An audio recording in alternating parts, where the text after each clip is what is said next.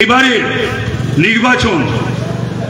নির্বাচন কমিশন আর deployment of central force সেটা খুব যাতে শক্তপোক্ত হয় তার দিকে আমি দৃষ্টি রাখছি।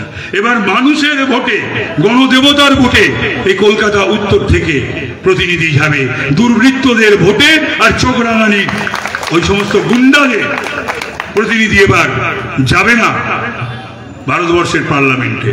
আর এটা রাজ্যের নির্বাচন নয়, কন্যাশ্রী, যুবশ্রী, শিল্পশ্রী, অমুকশ্রী তমুকশ্রী সব মিলিয়ে তো একটা বিশ্রী।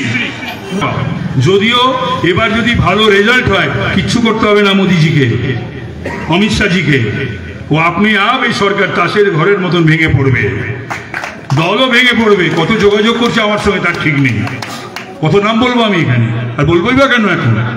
আমি বরঞ্চ তাদের বলছি তারা, আমি সবে দলে ঢুকেছি আর সবে প্রার্থী করেছি, আমি এখন নির্বাচনের কাজ করছি।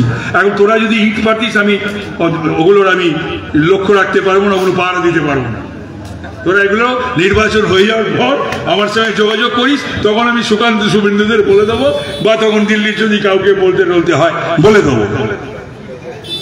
এই যারা লম্পজম্প করছে না, এরাও আপনাদের ধরবে, বলে দিলাম। লাফাচ্ছে ঝাপায়, তখন দেখবেন বল ছেড়ে দে না, কি হয়েছে, ভুল হয়েছিল, ঠিক হয়েছিল, এই হয়েছিল, করা উচিত হয়নি, আলো নেবানো উচিত হয়নি, পতাকা ছেড়া উচিত হয়নি।